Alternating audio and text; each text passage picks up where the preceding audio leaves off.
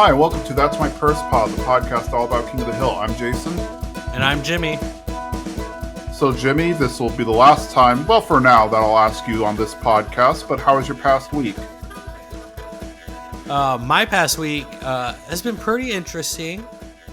I guess I've been kind of on like this weird journey this past couple weeks, a little life change, but I don't know. My friends took me to see my first NASCAR race, so I went to a NASCAR race this past weekend, and Where was that? it was here at the Circuit of America Okay. thing or track, I guess.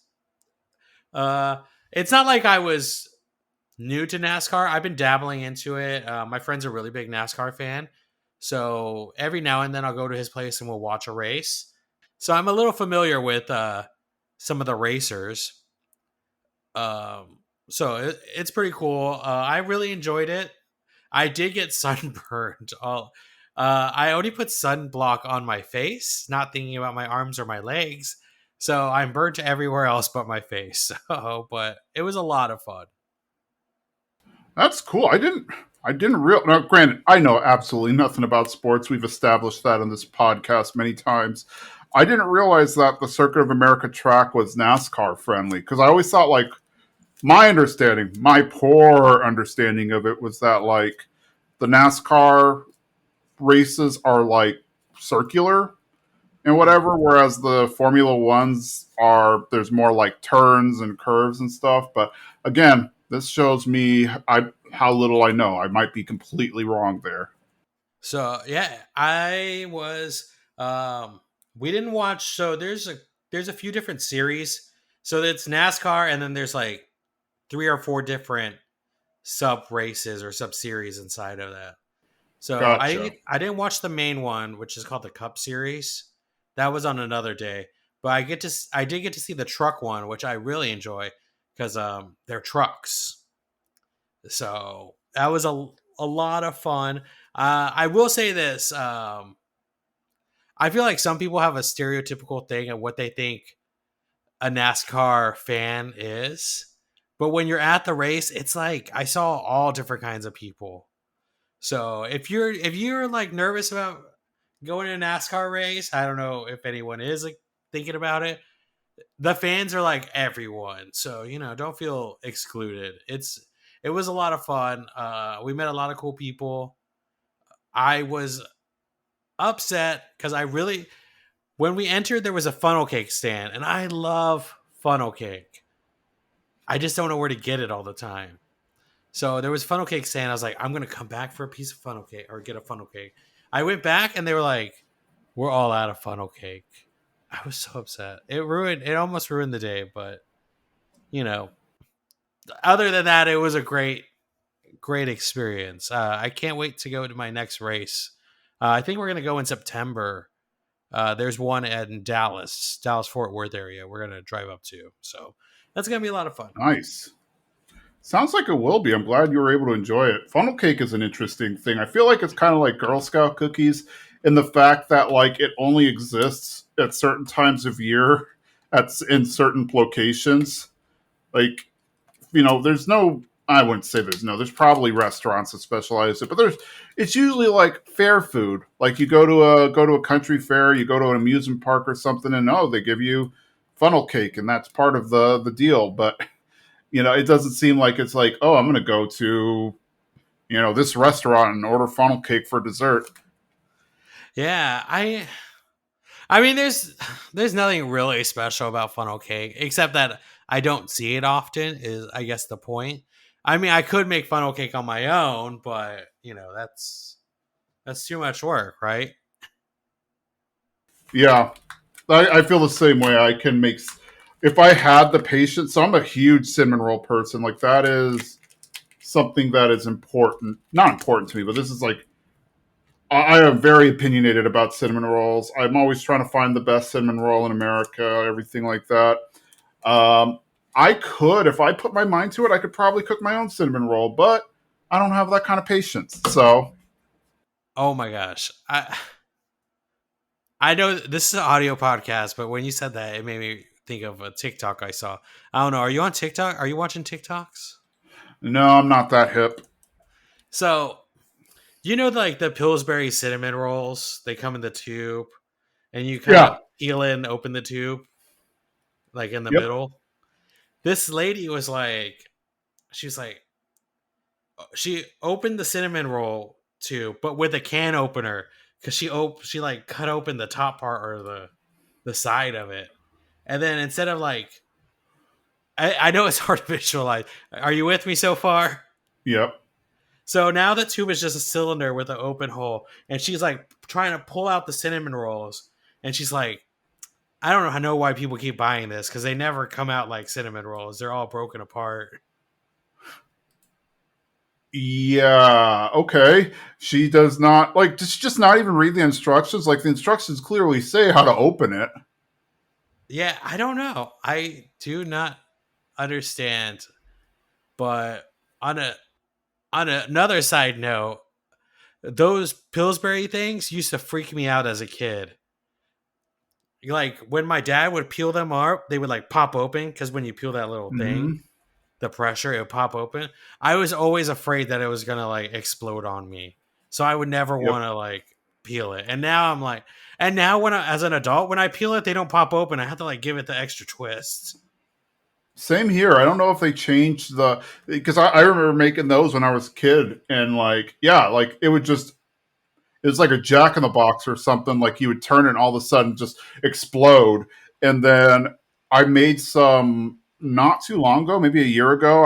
I was just like feeling like a kid again, so I bought some and I tried to pop it, and it was just like I don't know if they just changed the formula or the container or something over the years, but it didn't.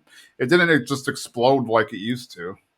Yeah, yeah. You had to give it that extra little twist, right? It's Yep, like, yeah. Hmm. I wonder if it was the fear. Maybe one exploded on someone, and they were like, "We can't have that happen again." maybe. But I mean, a lot of things change over the years, so it's always like I don't know. Maybe they got a different formula. Like I feel like there's some things, and it also could just be an age thing, but like there's some cereals that don't taste the same way as I remember when I was a kid and stuff like that. So I'm always wondering if like, oh, that's maybe they changed the formula for the Pillsbury dough stuff, and that's why it doesn't pop in the same way it used to. hmm, possibly. But gosh, yeah, that was kind of my weekend. How was your weekend? How was your week? Not bad. So I went. So my week was pretty mundane, regular work week. Got played some video games. I've been playing Sonic Frontiers lately, which is kind of weird because like I don't think I've played a Sonic game since I was a kid, outside of like an arcade or something. But it's a fun. It's almost it's like semi open world version of Sonic. Um, I also saw John Wick 4 on Friday. Uh, I went and got a cinnamon roll because there's a bakery I like in San Francisco that only makes cinnamon rolls on the weekend. So on Saturday I went and got one, and it's probably one of my favorite in the Bay Area. I do think you need to heat it up though. Like don't like ask them to heat it up for you or something. Don't like just take it as is. Hmm.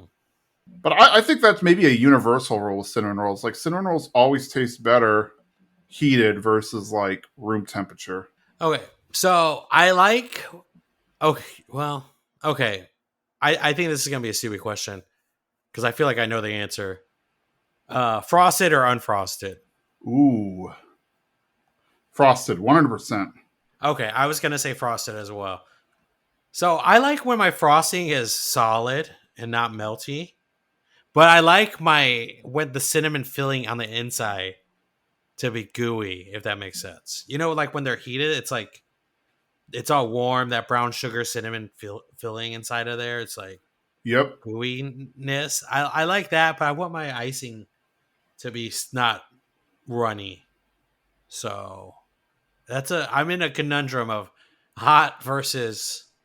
You know what? I think I'm gonna go hot regardless because Fresh out of the oven cinnamon rolls are delicious. Absolutely. Yeah, when they get to room temperature or whatever, then it starts losing its appeal. Yeah, and oh man. Okay, so I don't know if you remember any great places here in Austin because I'm a foodie, but you're like a bigger foodie than I am. You're like out there Hmm. exploring. So, um, I used to do this with a whole bunch of friends every now and like maybe every couple years we do this. We go out and we order desserts from a lot of different places. Like we do a road trip of Austin and we hit up all the dessert things, different restaurants and stuff. So I'm gonna be doing that this coming weekend for my birthday. I'm gonna go out. I'm gonna take a couple friends to some restaurants that I really like, but we're not eating any food. We're just eating desserts. So, do you got any That would be fun. recommendations? So, one of the best cinnamon rolls I've ever had was actually in Austin, and it's a place that opened relatively recently. Like it did not exist when I was living in Austin.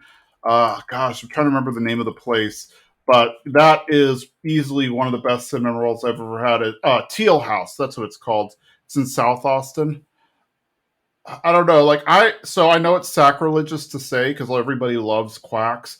I like their pies. I'm not really a big fan of everything else at Quacks. There was that one bakery we tried out years ago over in the east side, uh, Sugar Mamas, but I think they closed their east side location, but their north or their south location is still open, if I'm not mistaken. Oh gosh, and Mozart's like it's a coffee shop, but a lot of their like desserts, while some of them are overpriced, are actually really good. And then it's a chain, but I guess it's a little different because of the fact that it's a Taiwanese chain and there's only one in Austin. But 85 Degrees Bakery, it's like so it's called the Starbucks of Taiwan, but like if you compare it to Tous les jours, the Korean bakery, it is like infinitely better in my mind, anyway. I get that. I get that for both of them. Yeah. Okay. What you got? Any other places? Oh, that's a good question. Upper crust is Oh, good. What else is there? Now it's pretty far south. It's where I used to live, but Crema Bakery, that's kind of nice. I okay. used to do the brunch there. So yeah, there's quite a few places that are good. I know I'm definitely. Oh, Grandma Bakery's closed forever. Aw, now I'm sad. Oh man, That was a good place. There was we've also never been that. here before, have we? Maybe I think. Remember when St. Philip's Bakery used to exist? Yeah. Oh, St. Philip's is good. It was good, but I think when they changed chefs, it like lost a lot of its appeal and it just couldn't stay open. Like, because we went there twice. Like, we went there like within a month or two of its original opening, and it was good. And then we went back maybe a year later, and it was not good. It was fine, but it was nowhere near as good. Yeah, it definitely because it's the same person who runs Uchi and Uchiko here in Austin. So I was really excited because I like both those places. And I love a brunch place, and this was a brunch place. So I was really excited Mm-hmm. for it. Then, yeah, it just didn't do. It didn't live up. It didn't stay withstand. I guess it was good though. I enjoyed it. I enjoy brunch. I wish there was a day. There should be a day every month where they're like, it's an all day brunch day. Like every restaurant's like, we do a brunch menu all day, because then I could just explore it all the time. I like a brunch, but I don't like waking up early. I think that's my problem. Very true. And I mean, well, I guess early is relative. I do like to sleep in on Sundays, but like I sleep in a weird way because I have a dog, so I'm responsible for making sure she goes potty in the morning and stuff. So I'll wake up at like 7, take her for a walk, then come back home and then just go back to bed or whatever. But yeah, like I don't know. So I feel like brunch is a little weird because it's called brunch, so it's supposed to be like between breakfast and lunch. But like you can have brunch at 3 p.m. What's wrong with that? Yeah, there's nothing wrong. And I guess it's like one brunch item that I really enjoy a lot that you don't see on an everyday menu, which is an eggs Benedict. I love an eggs Benedict, and I wish it was all day long. Like there needs to be a restaurant that's just like we do it all day long, and I'll be there all the time. Fair point. I'd probably do. I mean, there are like Kirby Lane and stuff. There are Mm. like all day breakfast places, but yeah, Kirby Lane gets me because then they have like four variations of an egg Benedict, and I'm like, I want to try them all, but that's a lot. Four eggs Benedict is too much for me at the end of the day. fair. But yeah, there's a lot of good stuff in Austin. Austin is a really good place. I wonder. I feel like there used to be a bakery on Rainy Street, but maybe that's not there anymore. Because so I know there was a brunch place. There were a few brunch places. The one in particular I always went to. I forget what it was called, but it was like bratwurst themed, and they had a decent brunch on the weekends. But yeah, Rainy Street used to have like a pretty decent like dessert place, but I can't for the life of me remember what was there. Hmm. Bangers was the breakfast place. Well, not exclusively breakfast, but they did have a brunch menu. Which speaking of Rainy Street, King of the Hill, what is it? One two Yes. three Rainy Street. Yeah, this is our last episode for now. Because King of the Hill is coming back, and we would definitely love to pick up again when it comes back and review the episodes as they're new, which will be very fun because like with this podcast we're reviewing episodes that are in some cases over 20 years old, but here we're talking about a show that's been off the air for about 13, 14 years now. So it'd be fun to review new episodes every week as they come out. I can't find anything that tells us what the actual like when it's going to launch. Like if I were a betting man, I'd say the new series should probably be starting in like early 2024. But that's just my bet, just based on I think it's going to take them time to like write episodes and record voices and all that stuff. But anyways, this is a long way of me saying this is our last episode of the podcast for a while until they come back. And we just kind of wanted to take time to reflect a little bit on the episodes, on the show, some of our favorite episodes, maybe even some that we didn't get to mention. And then thank you all for listening and being in on our little experiment, if you will. One thing I want to talk about, because we always talk about how this is my favorite episode and that's my favorite episode and I love this episode and stuff. Would it be funny to talk about like the episodes that we actually don't like? Oh, I know what you're gonna say for sure. Is it There's gonna be Pickatillion or whatever it's called? Pygmalion is definitely one of the Pygmalion. episodes that I absolutely hate, largely because it is a very different tone for a King of the Hill episode. Like it almost feels like it belongs in a completely different show. It's for those who aren't familiar, it's an episode where Luann winds up getting in a relationship with a wealthy business owner, the owner of what is it, Larson's Pork Products, and it turns out that he is a bit crazy, and he's actually trying to like recreate the family that is appears on the branding of their pork products and stuff. And he winds up like spoiling a 20-year-old episode. He winds up dying at the end, like be in a pig, like in the pig slaughtering area. And so the episode just does not feel like a regular King of the Hill episode at all.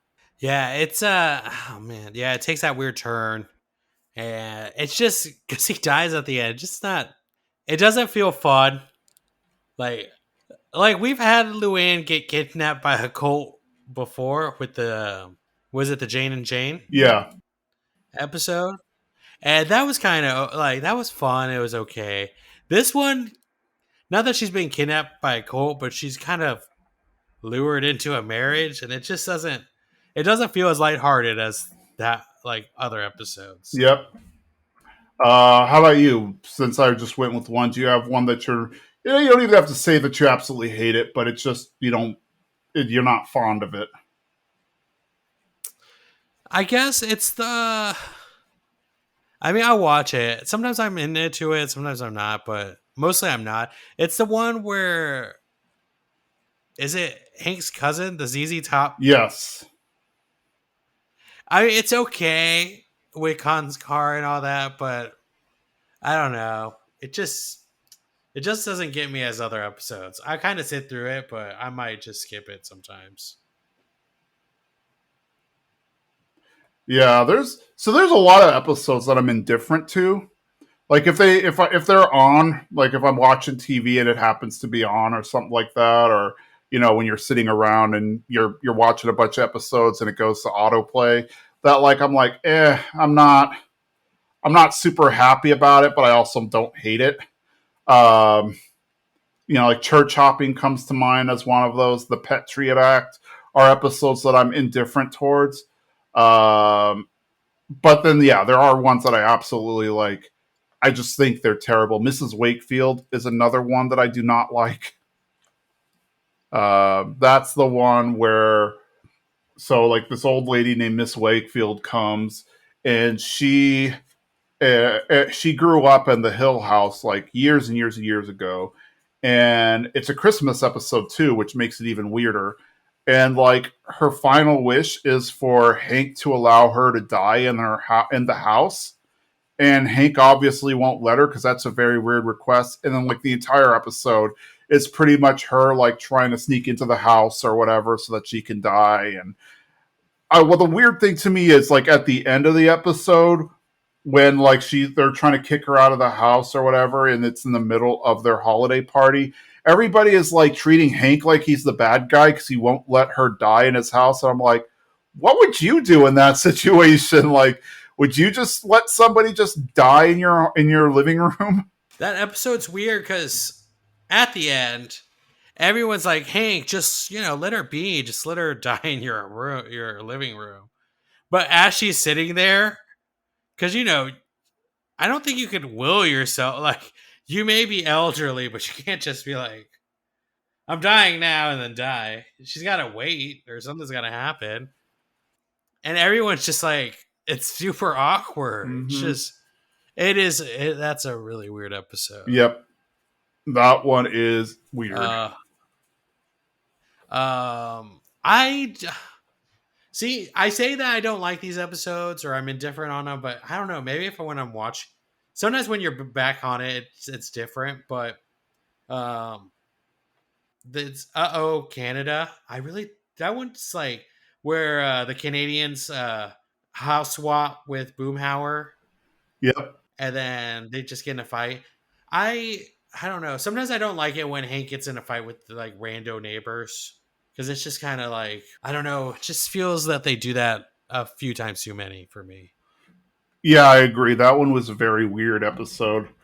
One more because I don't want to hit on. I don't want to hate on King of the Hill. The other one I do not care for is Hank's Bully, and this one is like they get a new neighbor family, and they're kind of like free range parents, I guess. They're the stereotypical like the kids misbehaving, but they're like, oh, Kyle just likes to express himself, and he's so creative and stuff. And this kid Kyle is like harassing Hank the whole time. So like he's throwing stuff at Hank, and he puts a water hose through the mail slot in Hank's house and turns the water on and digs his bike into Hank's lawn and stuff. And he's completely disrespectful to Hank. But the family won't, like his parents won't discipline him because they're like, oh, Kyle's just so creative. And we don't like to stifle his creativity and stuff. I just the episode. I don't know if it's like the episode itself that irritates me or just like that kid irritates me, but it's one of the episodes that I just don't like. I think that that comes down again like where it's Hank versus a neighbor or something like different parenting styles or they're just so different kind of thing. Um, yeah, that kid is super annoying in that episode though, so I don't blame you for not liking him. Yeah, he is not. He is not a good kid at all, and it just. I mean, I guess those parents kind of exist out there, but it irritates me that they do. Like that, there's a parent like that can harass a neighbor or whatever, and then you're just like, oh, he's being creative. Like I don't know if it's just like he made up an annoying song or something, then fine, which is what he does in the episode. But like, how is like low key vandalism just him being creative? Like putting a water hose into their living room and turning on the water like that. Like that's just terrible. And then also, I just hate how they resolve the episode because Hank essentially gets Bobby to behave like Kyle does to the parents, and then when the parents are like, "Oh, we don't," it's like tell your kid to stop. It's like, "Oh, he likes to express himself and he likes to have a good time," and that's what finally got them. Okay, so switching subjects, we talked about episodes that we didn't not necessarily hated, but just don't like as much as we like the other ones. What are some? I know we've done like what 50 episodes, maybe a little over 50. No, we did Like 50. 54 if you count I two don't know. parters. Yeah. The two parters, yeah, throw me off. What are some episodes you wish that we would have covered? Ooh, that's a good one. I guess some honorable mentions. Yeah, I need to think for a second. What are some for you? Okay, so some I don't remember the names exactly, but one is Gone with the Windstorm, Yes. and it's because as much as I love the A storyline, which is um, they get a weather machine at the news station, and Nancy's basically lost her job to a real meteorologist, and she's kind of in this hurry to get her job back, and Peggy and Dale are helping her. But I really love the B storyline where there's a kid at school that keeps popping out of like corners or lockers and keeps scaring Bobby, and they just don't know what to do about like how to handle this kid. And I love an episode of King of the Hill where I love the A storyline as much as I love the B storyline. Yes, that was a good one. And that kid, because like, oh, he somehow squeezed into my locker and scared me or whatever. Yeah, that was a good one. Megalodale is one I wish we would have done. Granted, we could always do the podcast again. Who knows? But Megalodale was a good one, largely because this is like, to me, it's weird because Dale is such a huge conspiracy theorist, and almost all the time, his conspiracy theories are wrong. Like 99.99999% of the time. This is an episode where one of his conspiracy theories are actually right, but in order to protect the person involved, he pretends like he was wrong about the conspiracy theory. So the idea is that like the Megalomart is having problems with pests, and the manager of Megalomart asks Hank if he knows any good exterminators. And at first, Hank is hesitant to recommend Dale because he thinks Dale is not that great, and he didn't want to like ruin his reputation by recommending a nutty person. But he eventually does. And then Dale begins to believe that, well, no, they're not. It's not a rat problem at all. It is a human problem. And he believes that it's actually Chuck Mangione who is like chewing through cables and stuff. And obviously it sounds ridiculous, but then it turns out that it absolutely was Chuck Mangione. Um, like because he has to do like he says he's like required by contract to do like 250 appearances a year or something. So instead, he just like in the areas between the aisles and stuff, he kind of created a fort, and he just lives in the Megalomart. I would be surprised if most of those appearances are in Arlen. He's like at every Arlen small function. Yeah. So this is the one of the times where Dale is actually right. He learns it. He talks to Chuck, but then like in order to protect Chuck's secret, he's just like, "Oh no, it's just music." Oh man, yeah, that is a good one. I don't think I've seen it in a while, but I definitely remember him finding Chuck Mangione in the like the in between the aisles. You have any other favorites? Uh, yeah, I have two more actually. One, they're both Bobby centric. So one is now Who's the Dummy, and it's the one where Bobby gets the ventriloquist dummy. Chip, I believe his name's Chip Blockhead or something like Yeah, that. something like that. And but Chip is like really into sports and just an athletic kind of person. So Bobby starts getting into like because he wants to honor Chip because he got the dummy from another ventriloquist. So he wants to honor it by keeping up the spirit of Chip. So he learns facts about sports and things like that. And Hank becomes really attached to Chip that he totally forgets that Chip is just Bobby. And he thinks that Chip is his own person. And oh gosh, I can't remember. I feel like Peggy is doing something. I just can't remember. But I know Dale is definitely afraid of ventriloquist Mm-hmm. dummies. So at the end of the episode, he throws Chip into a wood chipper, and then Hank ends up making another chip, but then realizes that he really cares about Bobby. So instead of making a chip dummy, he makes a ventriloquist dummy that looks like Bobby. And I love the end of the episode because Hank's like, "Do you want to watch whatever games on TV?" And then Bobby's like, "No, let's watch Iron Chef." And then the dummy Bobby's like, "Iron Chef." He's like, two versus one. I guess we're watching Iron Chef. So I really love that episode. I can watch that all the time. That one is a good one too. I'm trying to think which other ones. To Spank with Love, I think was like one of the first King of the Hill episodes I ever saw, or at least it's one of the first ones I actively remember seeing.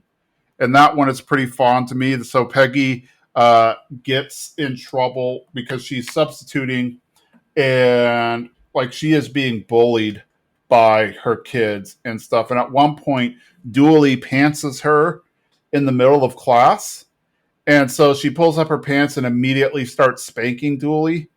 And what's funny is that Dooley's parents are fine with it. They're like, yeah, we know he's a handful to deal with, and if anything, we should be apologizing to you. But because of protocol and everything, Principal Moss winds up firing her anyway. And then Cotton gets into this whole what is it called? This whole deal where he's like, "Oh, spanking is not kind of the old fashioned mindset. Spanking's not a problem. We shouldn't be you shouldn't be in trouble for spanking." And they do this whole campaign to get her back into school, and she gets reinstated. But then now she's like taking on this persona as paddling Peggy, and it's a fun episode. Oh yeah, yeah, that's a good one too.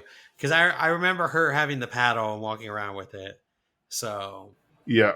that's a good one too. I think one last one that I really like is a portrait of the artist as a young clown, and that's the one where Bobby goes to clowning school at the Mm-hmm. college. And it's a like a okay episode all the way through. But what I really love is so Bobby ends up going to clowning school, so he won't bother Hank or anyone else during the day, so he can just focus all his clowning energy in this college room. But his professor is like one of those. He takes everything too seriously, Mm-hmm. so he teaches Bobby the art of like a French clown or like a European clown. I don't know if they're different, but it's like more Cirque du Soleil kind of it clown. And Bobby's going to perform as middle school talent show as this kind of European clown, and no one's going to get it. But then Hank runs up there with Bobby's old props and stuff, and they make fart jokes. And I really like that at the end that like Hank really does, even though it's something he doesn't agree with, he really has like the best. He doesn't want Bobby to like fail. So I really like that. Yeah, he knew that. Like, even though Hank does not appreciate comedy, he knew that what Bobby was doing wasn't funny and was weird, and wanted to protect him by, yeah, getting him the right the thing that he actually would actually help him. So, like, hey, here's your whoopee cushion and stuff. Yeah, so I don't know. Like, I guess going over our episodes, the honorable mentions, the ones we hated. Like, what? Stepping back from the episodes, like, what are some of the best like moments to you of King of the Hill? Like, that really makes it stand out versus any other TV show. Gosh. I would say for me, it's the like, hmm. I think it's the humor, but it's not like it never goes into like lowbrow humor. It always feels like it's real to me. Like if I was out with my friends or I could like no matter kind of who your dad is, you could still feel like a little Hank in that in your parents. Like Hank is just the everyday dad who's like, I'm just trying to get through everything. And I'm just like, he loves what he loves. And he kind of doesn't understand his kid and they're a different generation. And then he's a different generation from his dad. And then everything just feels like it's funny, but not in like a crude way. Because sometimes, like when you watch The Simpsons or Family Guy or other shows like that, the jokes can get crude. But here it's just like everything feels so wholesome, and it's just like I can relax watching it. I don't know. Not that I'm uptight. It's just everything just feels like everyday humor to me. Nothing's trying too hard. Yeah, it does. I agree because as an episode, or not as an episode, but as a TV show, all the episodes are really more slice of life. Like most adult cartoons, and I would categorize King of the Hill as an adult cartoon. It's not, you know, I mean, a 6 year old could watch it, but it's not Dora the Explorer or whatever kids are watching these days. But unlike other adult cartoons, like say The Simpsons, Family Guy, or whatever, like it does seem to be more grounded in reality, and it is definitely more grounded in reality. There's no, it seems to be. It's really more. It's like almost a sitcom, just happens to be animated, and so everything's pretty grounded and realistic. Um, but then also, yeah, like you mentioned, like you can actually see people in those characters, and it just as a Texan, it also just feels super real because people like this. I mean, granted, growing up in a big city in Texas, I probably am not as inclined as some other people are to this experience, but definitely.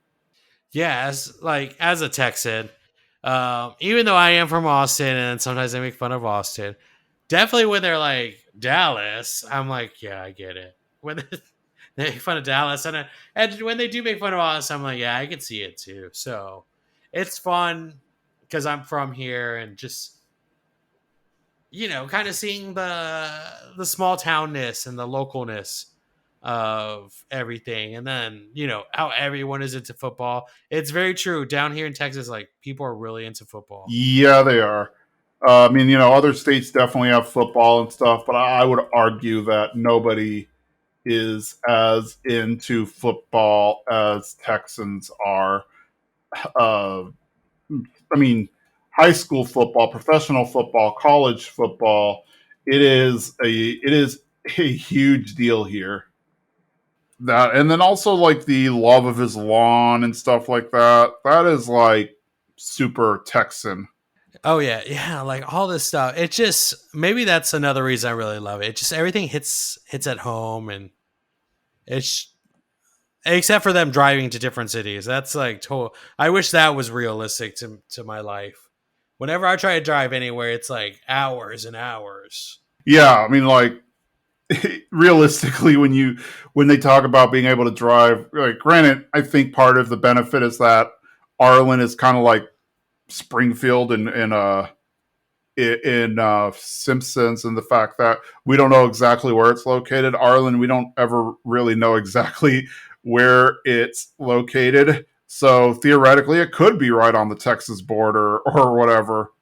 But yeah, it is kind of, I guess it. What's the word I'm looking for? There are episodes where it's like there's no way they can get to Mexico and back in a day. Yeah. Yeah, it always feels like a day trip for them when they go to Well, Mexico. yeah, But oh gosh, yeah, I don't know where they would be. They would have to be really close to the border. yeah, because like even from Austin, you're looking at a 5 hour drive one way, and that's being super generous to get to the Mexico border. And there's that one episode where they take a field trip to Mexico, and as far as we could tell, they're only there for one day, and they come back, and it's like that wouldn't happen. You got to. I know it's a cartoon. You got to suspend disbelief, but still. But yeah, it's also just the wholesomeness of it. I do love the relationship of Bobby and Hank.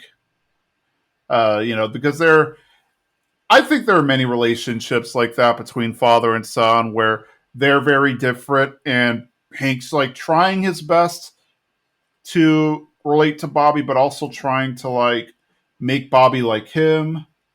But then you also look at Hank and like his dad, and like how his relationship with Cotton is. Like Cotton also was upset that Hank didn't become the way he was, so I think that's why Hank's a little easier on Bobby, so to speak, because we see some of the flashbacks where Cotton is like, "Oh, you would have already been killed if you were in the army or whatever," or stuff like that, and really, really just belittling Hank, even when he's like a little kid. And so I think Hank doesn't want to be like his dad, but at the same time, he wants to like help Bobby. Like I think it's because Hank is stuck in his ways a bit, and he thinks like, oh, this is how kids are popular and stuff because if you're on a sport and a team that sets you up for life for success and all that jazz. And so he thinks that but he does want to help Bobby, and he does try to understand him, and there have been a few episodes where he's actually encouraged him in his endeavors. Yeah, yeah, the relationship and how strong the Hill House family unit is, and I love when, and I know we talked about this before with like them helping out Luann and like them letting Luann go out on her own. It's very like because we've met Luann's dad, and it's a I love how they've taken her in, and she's basically one of them. I know, like she is family, like technically yes, but like the way she might as well be like their daughter, Bobby's older sister, in the sense of how like they bring her in when she needs to be in, or when they're helping her, and then when she needs to kind of go out on her own, they let her go. But but they're still watching. So the Hill unit is so strong, which I really love. I agree. They have such a strong relationship. One other thing I like is Peggy. Peggy, I think, is written to be hated, but I kind of understand it. There's actually, I've probably mentioned it before. There has been a fan theory that she suffered brain damage in the episode where they parachute and her parachute doesn't open and she hits the ground. So the fan theory is like people notice that in the episodes beforehand, Peggy's a little cocky, but not in an annoying way. And then after that episode, she gradually becomes more annoying. So one of the fan theories is that she suffered brain damage from the fall, and it changed her personality. It could also just be that they decided to change her up as a character and whatever, where she is super confident and arrogant and narcissistic. But then there's an episode where you meet her mom, who is like never happy with anything she does. So you start to think like, oh, maybe it's because of how she was raised. So a lot of times narcissism is a side effect of having low self-esteem. Hmm. So there's room for that argument. But Peggy's is meant to be hated, but she's also a source of entertainment on the show. I really love Peggy. She's definitely in my top three favorite characters. It's like Bobby, Peggy, and then rotating someone, because everyone comes in and out. I oh man, to have Peggy's confidence, to walk through the world with Peggy's confidence, It's something I strive for. The way Peggy goes to a classroom and just starts speaking horrible Spanish so confidently is what I want to do. And when I walk into rooms, not speak horrible Spanish, but like have that confidence of like I'm the best. And here's a question. You just triggered a question for me. What to you is the greatest moment in King of the Hill? I already have mine if Great. you want me to do it and to give you time to think. Yeah, you go first. Let me think. So almost, I don't know it verbatim, but there's an episode where Peggy accidentally does foot fetish videos. The episode starts where she's like super self conscious about her feet size because she has really, really big feet for a woman, like for anybody, but definitely for a woman. And she's super self conscious about it because she feels less ladylike and all that stuff. And somehow she accidentally goes to the studio and she believes she's making educational videos. Then she learns that they're actual foot fetish videos. When she realizes that, oh, her feet are ugly and people are watching the foot fetish videos because they're turned on by how disgusting they are, like it really sends her into a depression. So my favorite part is when Bobby gives her a pep talk. To me, this is like one of the best moments in the entire King of the Hill thing because It's such a great moment. I know what you're gonna yeah, say. because Peggy's depressed and stuff, and then Bobby goes in to check on her, and then Bobby was like, I'm fat. Yeah, it's like, yeah, I know what it's like to be different. I'm fat, and Peggy's like, oh no, no, you're not. He's like, Mom, I'm fat, and that's okay because I'm also funny and nice. Yeah, there's some people who want to make me feel bad about it, but that's all right. And I have a girlfriend too, who, by the way, I'm going to go spray with my super soaker. What are you going to do? And like, yeah, that was like one of the best moments in the show in my mind. Oh man, that's really good. This is tough. Now I can't because I feel like nothing lives up to that. I mean, there's a few other good ones out there. I'm sure that you can find something. It doesn't have to be the exact same. Well, I know a moment that I really like a lot. It's the episode where Peggy gets duped into like getting that college degree or whatever. Mm-hmm. And then my favorite part is the very end of the episode where Peggy does like the Ocean's 11 side hustle Mm-hmm. thing where she was like, it's a con within a con within a con. And I knew everyone's move. And she goes back and it like replays all of the like all her moves that she's been like secretly doing. I really um yeah, that was a really good one for me. Like I really like that scene. Mm-hmm. That one was a good one, seeing Peggy out with Jeff Goldblum's character. But yeah, with that, let's just wrap up with some of our predictions or what we would like to see in the future series, and then we will bid you all adieu. But yeah, so what would you like to see in the now that we know for a fact, like we're not speculating that, oh, if they did bring back King of the Hill, what would you like to see? Like now that we actually know for a fact that Hulu is ordering episodes, like what do you hope they do with King of the Hill? Okay, I know exactly what I don't want, and I think we talked about this last time or the time before. But yeah, I definitely don't want Luann and Lucky to be in the show. I don't want them to be killed off either. I kind of hope that they just moved somewhere or they're living somewhere else, or maybe they're on vacation this whole time. Just because, I think we don't need to replace the characters voice actor wise. We can just like let them kind of be on their own. And as much as they were a part of the show, I feel like we can have some story. Like they weren't involved in every story, so it wouldn't hurt it that much.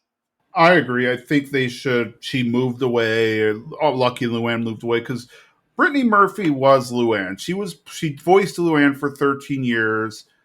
I don't think it would be good to just replace her just because Brittany Murphy is dead. It's like we should respect the characters and just write them out of the show instead of trying to get different voice actors. But like write them out in a dignified way to like show appreciation for Tom Petty and Brittany Murphy. Okay, so here's what I'm like. Are we trying to wrap this up like King of the Hill wise, or is this maybe a jumping point off? Because if we're trying to like wrap it up again, I would really love if Khan's mom moved back and Bill got together with her again. Yeah, I agree with that 100%. That was one of the things that always bothered me was the fact that they were so well together and then we never see them together again and it's never explained why. Like they never just casually say, "Oh, we're taking a break," or "Oh, we broke up," or anything like that. It's just straight up like, yeah, it's annoying. That's just they never do that. So I do hope we bring that back. I I've been thinking about it more. I actually don't want a time skip. Hmm. That's the benefit with cartoons is that characters don't have to age. They're not, granted, voice actors might get older and their voices change and stuff, but the characters themselves don't have to age. They're not limited. Like it's not like a live action TV series where it's off of the air for 10 years and all the actors have aged 10 years, and now when you try to bring it back, you have to kind of account for that. Otherwise, it's though what was that movie that did that? Like 20 years later, they brought everybody back, but they were still playing teenagers, even though they were all in their Wet Hot American Summer. Oh yes. Yeah, because it was like Netflix made like a continuation of it, and they got all the actors back, even though the actors are like in their 40s now, 40s and 50s, but they were still playing like teenagers in the show. But yeah, like with a cartoon they could do that, and I like if they made a spin-off to King of the Hill where they were all adults, that would be fine, or not all adults, but like 15 years older, then I might be all right with that. I just feel like it would be a different show. It wouldn't be King of the Hill if Bobby was 28 years old instead of 13. Now that you're saying all this, I'm definitely agreeing. I don't even want them to time jump to like high school because the thing I love about Bobby and all that is just like his carefreeness and just him being able to be himself. I feel like not that you can't be yourself in high school, but I feel like once you hit high school, it's like you're figuring more things out. And I just want Bobby to have. Can't we just have fun, Bobby, for a little bit longer? If anything, maybe the last episode is a time jump to the future where Bobby's an adult. Yeah, like that, or if there's like a special episode where it shows the future or something, then whatever. But I don't know. It would feel like a completely different show if Bobby were an adult, Connie were an adult, Joseph were an adult, and the Hills, Hank and Peggy were now like pushing 60 and getting closer. It would be a different show altogether. Yeah, it would be. And for some reason, it feels like adult Bobby, adult Connie, adult Joseph just feels like a different vibe. Mm-hmm. Like it's gonna lose what we like. And, I understand of wanting to change it up and to like make it more modern and things like that. But what people really love about King of the Hill is just how down to earth and how simple it was. Exactly. And we got to love the characters. It'd be like if Simpsons went off the air and then all of a sudden they brought it back, and then like the new version of Simpsons had Bart as a 25-year-old. Like it wouldn't be as fun anymore. Yeah, man. Well, I'm excited for it. I know it's not going to be out for a while. Yeah, I mean there hasn't been much talk about it since the initial announcement, which might be for the better. But man, I can't wait to hear more and like get. I at least want to hear a confirmation about what's happening. Yeah. Man. Oh, maybe we'll get something at Comic-Con this summer. Maybe. Let's hope so. I mean, I doubt it will be in like what is it, Hall H or whatever, but hopefully it's announced somewhere. That would actually be the place to do it if they wanted to do it. So yeah. Yeah, I don't know. I don't think. Well, yeah, it doesn't have to be a big thing. And I mean, like, I don't know. I've been to Hall H a few times, and some panels they have are really boring. No offense, I will not name panels, but some panels are boring. We could throw in a King of the Hill one. I feel like everyone would enjoy that. Indeed, indeed. But yeah, I think that's all we have on this one. I mean, this is a great show. We only did 54 episodes when you include the two-parters. There are over 200 episodes. I encourage everybody to watch them all, even the ones we said we hated. At least give them a watch, make your own decisions. But yeah, this is one of the great shows. This is one of the great podcasts. It's hard to believe we've been recording it for a year. it's hard to believe that we're coming to an end. We will almost certainly pick up the podcast again when the new episodes air, but probably won't be for another 8, 9, 10 months. So we'll catch up with you then. But until then, y'all come back now. You hear, and as always, I'm Jason. And I'm Jimmy. Bye. Bye.